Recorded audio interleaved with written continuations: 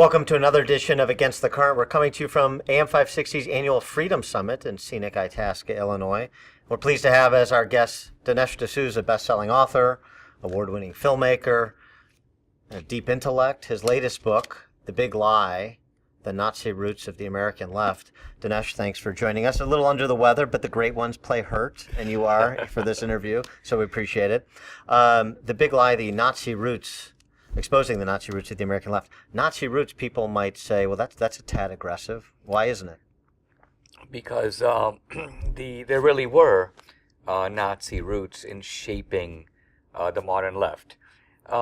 We don't know about any of this because after World War II, a sort of big lie set in. And by big lie here, I mean not the kind of small lie that's easy to catch, but rather a kind of big deception. And the big deception is that fascism and Nazism are phenomena of the right. This is now used to pin the fascist tail on the Republican elephant. And the left are the anti-fascists. The left are the anti-fascists. Now, if you go back from before World War II, before the big lie set in, fascism was understood by all sides, by the fascists and the anti-fascists, to be on the left. The fascists understood themselves that way. Mussolini did, Hitler did. FDR did. FDR was so impressed by Italian fascism that he sent members of his brain trust to Rome to study fascist Italy because he thought it was more progressive, i.e. more on the left than the New Deal. He wanted to import some of those ideas to America. But like I say, after the war, once American troops liberated the camps, all that got covered up. And that's why we don't know about it.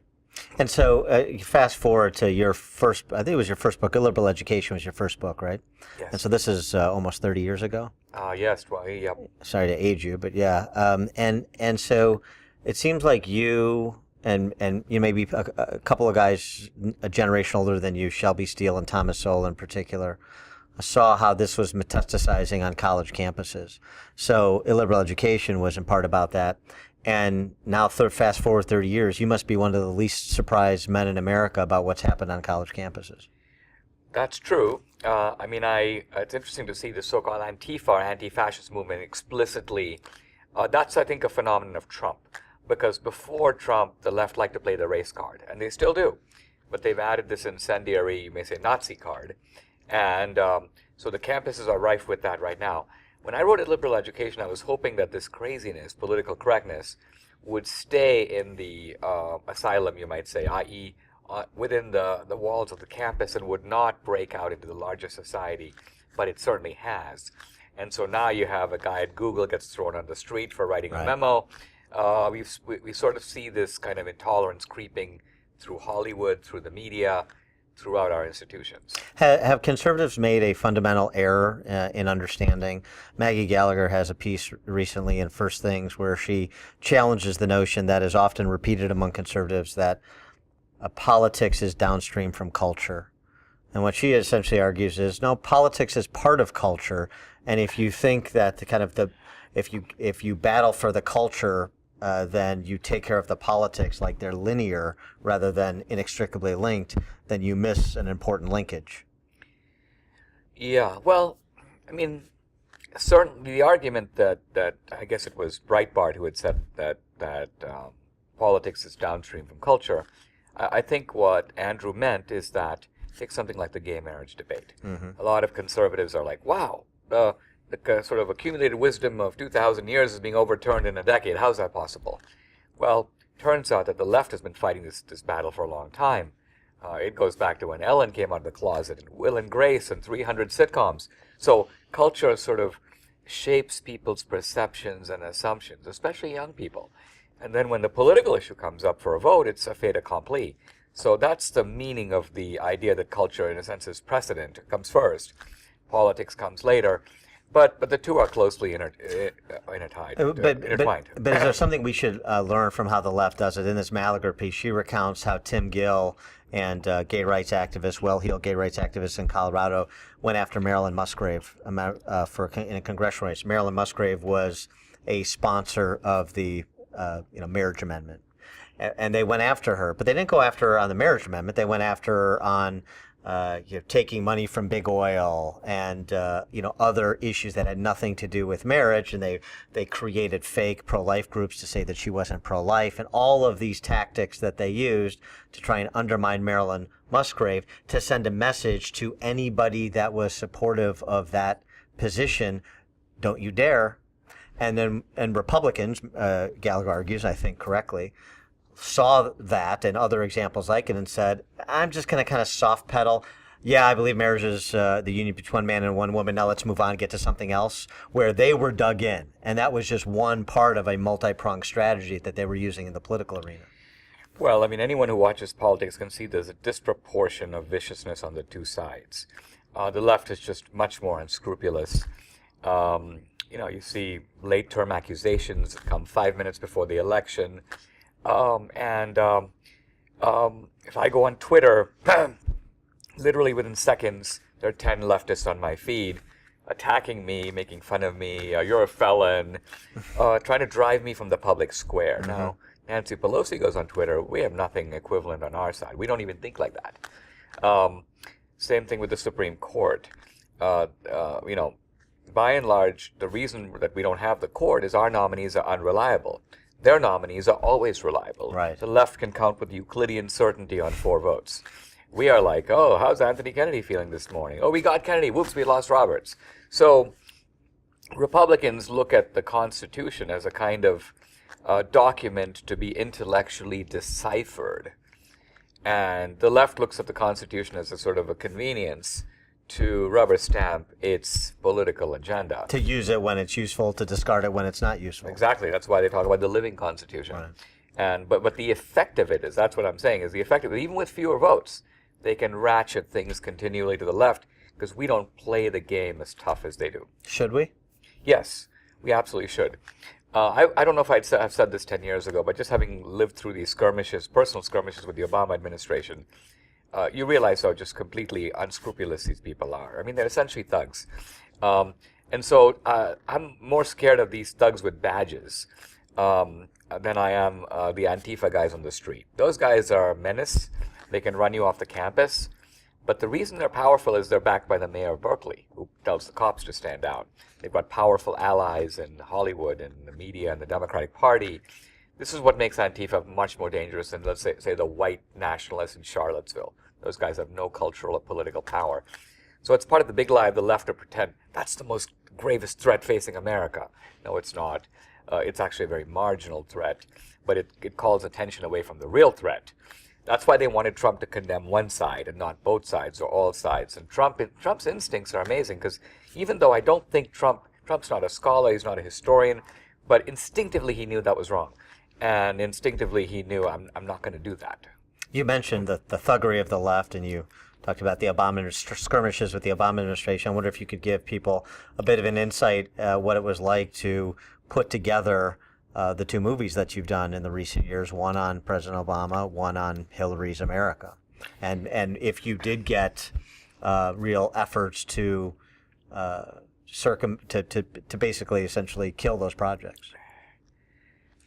Well, it's funny that Donna Brazile in her book. Ah, Donna Brazile.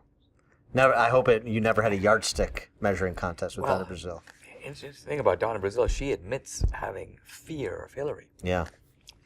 And she mentions actually Seth Rich and his disappearance, or his death. And when I made the Hillary movie, I was conscious of that, because I think that Obama is a petty narcissist, and he is a thug in his own way, but he's not a thug compared to the Clintons. They're in a league of their own. This is like the Corleone family, the way they operate.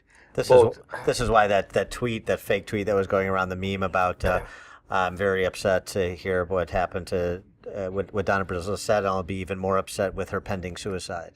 Right? I mean, it's funny because there's a certain truth about the thuggishness of the Clintons and the wake of the misery they've left in their wake over the last 30 years. And how they get away with it. I mean, it's just like, Michael Corleone giving testimony. He gets away with it. They get away with it. I mean, look at all this talk about sexual predation. Well, the king of sexual predators right there, Bill Clinton. Yet, he hasn't been ostracized. He hasn't been driven from public life. He's still out there doing his thing. So But back to the movies. Yeah, the Obama movie was my first foray into films, and it upset Obama. I mean, I know this because he was railing against me on his website, BarackObama.com. And then, really weeks after that, the FBI comes to my door. Now, this is when the whole thing begins, because you realize the government has unlimited power. They'll have 10 FBI agents on you. One guy's reading your books, another guy's checking your bank records, a third guy's looking over all your tax returns. This was under what auspices? This is under the auspices that I violated the campaign finance laws. And this was because I gave $20,000 of my own money to a college friend of mine. Now, I should have given it through a PAC, but I was in a hurry. I just made the Obama movie. I was trying to help the candidate who's a 25 longtime friend of mine. So I did it in a stupid way, but I obviously didn't gain anything from it. The candidate didn't even know. And so typically this is the kind of thing where, community service for 20 hours and pay a fine. But no, this was, and they know how to play that game. They put extra charges on you. Suddenly you realize for this, this offense that no one else has been prosecuted for, you're facing 5 years in prison. And you realize if I don't plead guilty to the lesser charge, so this whole, they know this game better than anybody. And it really shows you how our old civics book idea that, better that 9 guilty guys go free than 1 innocent man. No. There are quite a few innocent guys sitting in prison because the system is rigged against the defendant. And do you think they came after you, that it was specifically as a result of doing that movie? I think so, because it happened in rapid succession, one thing right after the other. I mean, literally, they're just weeks apart. And think about it. It's basically the troika involved here is Obama, Holder, and then an Indian guy, Preet Bharara, who was the prosecutor in New York. And so you've basically got, 2 sort of capos working for one guy who will pretty much stop at nothing. And I think what got Obama wasn't just that I was a critic of his policies. It's that there I was in the slums of Nairobi sitting, in the muck with his brother, and there's Obama ridiculously saying, we are brother's keeper, and here's his brother living in third world, degradation.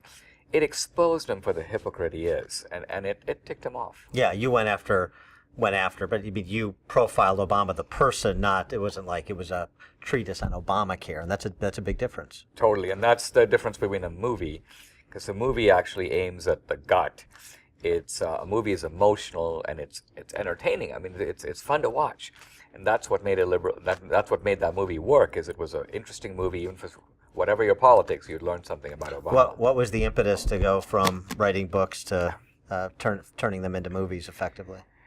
Well, it was partly just a recognition that the world of books, a good, decent-sized world, is nevertheless limited.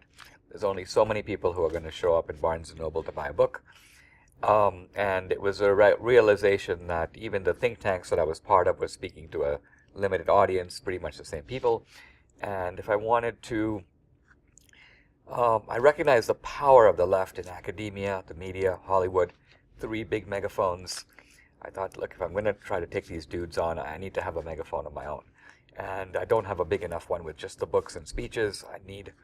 So I kind of got the idea from Michael Moore to go into movies. And commercially, I mean, this is again a difficult thing because you're not exactly going to be. This is not going to be favored content of those that kind of control the distribution of movies in America. But how did they work out in terms of the grassroots response to both the Obama and Hillary movies? Well, once you come out of the gate strong, you're in good shape. The main thing is to be able to prove that you can get people to the theater, which is extremely hard to do. People don't like to go to the theater, even though it's only $10. It's not the money; it's the effort. And a movie is not like a single event, because the movie opens and they've got a 12 o'clock show, a 3 o'clock show, a 5 o'clock show. To fill all those theaters is not easy to do. That's why when people come to me, they're like, "Oh, make a movie on Obamacare." You can't make a movie on Obamacare. No one will go see it. So the movie themes have to be very carefully picked in such a way that you're able to bring 2 million people to the theater. That's going to make a successful movie. And how did those movies perform? I mean, I think a lot of people don't get a sense of that. Don't have a sense of it. Yeah, so basically the Obama movie did even better. Both movies did well. They're the number 2 and number 8 most successful political films ever made. And then I have another movie called America, which was in between, number 6. Right, yeah, right. But the reason that the Obama movie did better is that in 2012, Obama was a more intriguing, unknown, enigmatic figure than Hillary. One of the difficulty of making a Hillary movie is that Hillary is a very disgusting person. Everybody knows her, knows about her. It's just like a walk down memory lane. Oh yeah, I remember that now. And I remember that our own now. guys are like, oh Yeah. my God, just sit for 90 minutes and watch this horrendous person on the screen. You'd rather put a bullet through your head. Yeah. So you have to overcome that in order to make people want to see the movie. Part of the way I try to do that is to make it also a history of the Democratic Party. And in that movie, the Hillary movie, even though it's called Hillary's America, it's only 20 minutes on Hillary and 40 minutes on the history of the Democratic Well, Party. it ties into the book. And so going back to this, and going back as you did all the way to post-World War II, Václav Havel in The Power of the Powerless, the great Czech dissident, right, who led the Velvet Revolution in Czechoslovakia. One of the things he talks about is dictatorship. When people refer to the dictatorship of the Soviet Union or Eastern Bloc countries, that it really didn't quite capture what was happening, because dictatorship, it sounds like a small group of people who gain power and they kind of hold it for a little while, and then they do all kinds of bad stuff. But it's a small group, and it's so what happened in the Soviet Union and its satellites was much more pervasive. And he talks about the greengrocer who would put the Workers of the World Unite sign on his window, not because he believed in the proletariat revolution, but because he essentially conceded that he was willing to live his life under this lie, even if he didn't believe it. Okay. And the kind of the tentacles of totalitarianism that take hold over time, and dictators one after the other that essentially further inculcate totalitarianism into the populace's DNA. And that's really, he said, what was going on in the Soviet Union and places like Czechoslovakia that had to be torn out at the roots. But see, that's also the essence of fascism, and that's the essence of what's happening in America right now. And I don't mean this even in a glib way. Under fascism, why did people do the Heil Hitler salute? Right? Why did they drape a swastika off their balcony? What was the point of that? The point of that is to say, I am an obedient Nazi. Mm-hmm. I'm going to go along with what they call a Gleichschaltung, which is to say, marching in line with the ideology. Nazis wanted all the instruments of culture to be in lockstep. Well, that's what the left is enforcing in America today. The whole meaning of political correctness is Gleichschaltung. Now, obviously, we don't fly swastikas, we don't do the Heil Hitler salute, but all the acts of conformity that we do to bow down to the prevailing ideology. A professor will never dare say he anymore. It's got to be he, she, or more likely she.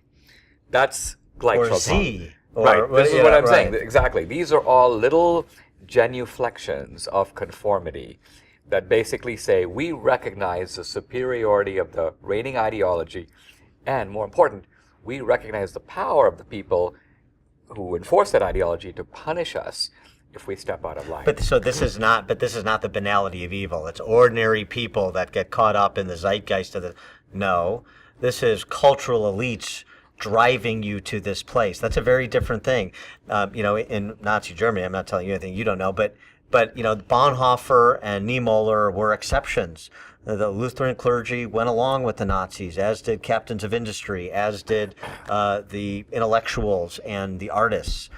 Not all of them, but by and large they did. And it was the cultural elites that gave legitimacy to the fascists and helped to impose fascism writ large, right? I mean, it's not one of these things where it's the unwashed masses. It's actually driven by the cultural elites. That's what happened in Nazi Germany. Right, and these aren't just elites in the generic sense.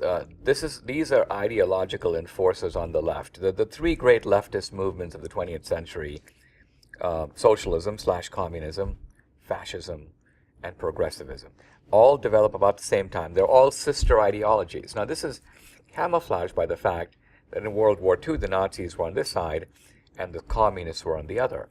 But the only difference between the Nazis and the communists, ideologically, is that the communists were international socialists and the Nazis were, name of their party, National Socialists. That's the only difference. So this is like the Shia and the Sunni fighting each other. Yeah, they're fighting over some fine points of doctrine. Yeah, they're fighting over power. Don't be dumb enough to think that they're on opposite sides of the aisle. They're not. Well, given that, I mean, how have you received this Red Century series that the New York Times has been running? These op-eds about all aspects of life under Soviet Russia in the 20th century, where they kind of gloss over, to the extent they concede the point at all, that, oh, by the way, 60 million people were murdered by the Soviet Union. You know, the remarkable thing is that the Times, well, certainly not today, it's the most, repulsive kind of, I mean, imagine doing a series like that on fascism. Things like, young brides were better off under Hitler than they were under Weimar Germany. Which is, that, I mean, that was a serious piece that was written. Exactly. That's why I cited, just trading the label. But remember, the Times was an apologist for Soviet communism at the height of its atrocities. So it's nothing new. The Times is, in a sense, being very true to its own tradition. And, for me, it's eye-opening, because when I was in my 20s and 30s, as a young conservative, I thought, in politics, we have disagreements about different visions of America and so on. But I had a general faith in the integrity of basic institutions. I basically thought that, if you're getting the New York Times, they're not going to be lying through their teeth. They're going to spin the story a little bit their way, but nevertheless, their general narrative, their basic facts are going to be all the news that's fit to print. You listen to Walter Cronkite, you thought he's basically telling you what happened yesterday, the news. Something came out from the FBI, you think they're reliable, they've got all these resources, they're going to basically be giving you intelligence that can be trusted, can be counted on. So I think this is actually, for me, interesting and eye-opening, is that in a way, now in my 50s, I've come to realize, wow, we were actually all taken in by this. And we've got to be a lot more skeptical, not skeptical of the country, but skeptical of its government. And we've got to question a lot of things that we took for granted in the old days. What's your assessment of Trump about a year in, and his ability to not just kind of drain the swamp, but restore any faith in some of those institutions, including the U.S. government that you describe as shaken? Well, it's a Herculean challenge he faces, not only because he's not just fighting the Democratic Party. He's fighting the Democratic Party, plus the media, plus the entertainment world, plus the world of academia. And that would be formidable enough. Plus a few big government Republicans. And then he's got a schism in the Republican Party. Almost the entire conservative intellectual movement, the people I came up with over the years, have defected on Trump. And they're anti-Trump. And some of them actually would seem to prefer the Democrats. They would rather we lose seats in some idiotic hope that we will then regroup from the ground up and come back stronger than ever. These people are completely deluded. And I have, I think Trump is also an outsider. And that brings a few strengths, but also brings some weaknesses. Because Trump, the one reason he doesn't have a legislative accomplishment, for example, is that requires a lot of sort of, yes, deal-making skill, but not the same deal-making skill that Trump brought to the world of business. Trump's strengths are that he's fearless. His instincts are generally pretty good. He is both in the political fight and the culture fight. He instinctively knows that he has to fight both. And that's why he doesn't hesitate to swat Meryl Streep and take on the NFL and Saturday Night Live and failing CNN. Reagan would never have done this. And most Republicans in Trump's position, quite frankly, if most Republicans had the scandal that Trump did with his comments on the bus, they would have quit the race. They're literally congenitally incapable of handling that kind of controversy.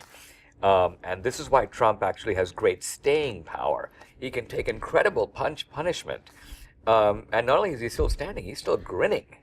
Well, just with respect to the conservative intellectual movement, that schism there, some like yourself who've come around to, I like some of the things Trump does here. I might not always like the way he does them, but I'm going to support the things that are consistent with my conservative values and philosophy, and I'm going to oppose those that are not.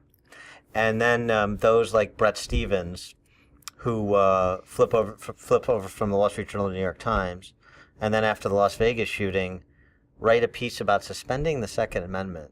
Victor Davis Hanson used that as an example to say, one of the things that Trump has exposed, maybe inadvertently, is there are a lot of people in conservative intelligentsia that, you know what, maybe just weren't conservatives. And it was convenient for them to be, but now Trump has given them the comfort they needed to express what they truly believe and move, generally speaking, over to the other side. Yeah, this is a complicated subject. The conservative sort of elite. Think of Bill Buckley as representing that.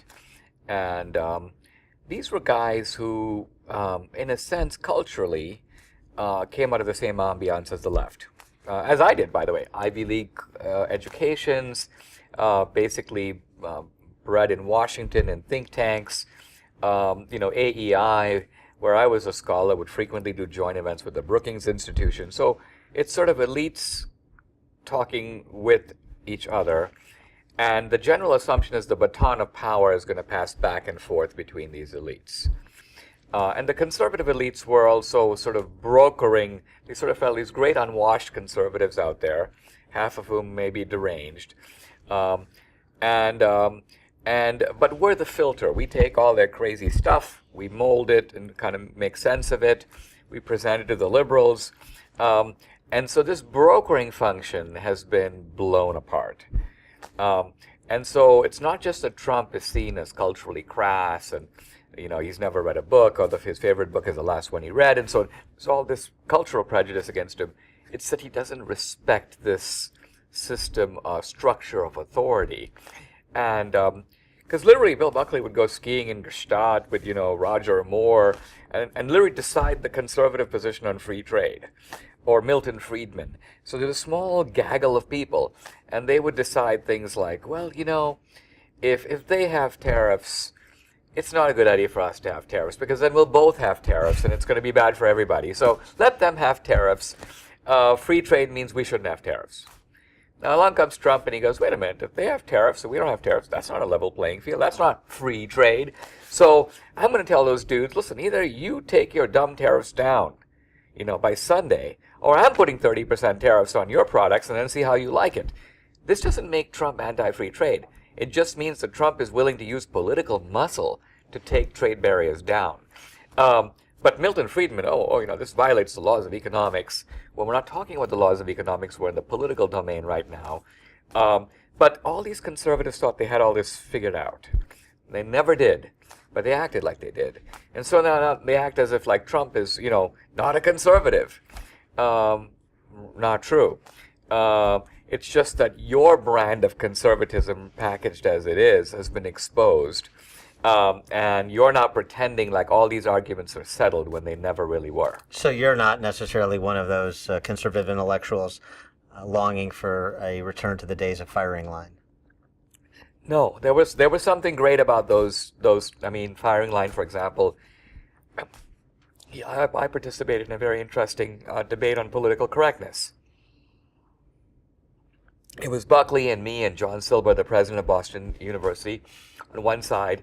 Michael Kinsley, you might remember from the New Republic, on the other side. Yeah. So it was like a great lineup on both sides, the kind of debate that we don't have today. So I missed that. Mm-hmm. But yeah, when we look back, I admire Buckley. I came of age, as a young sort of National Review guy. But that kind of argumentation would never fly today. Buckley would make fine distinctions between this and that,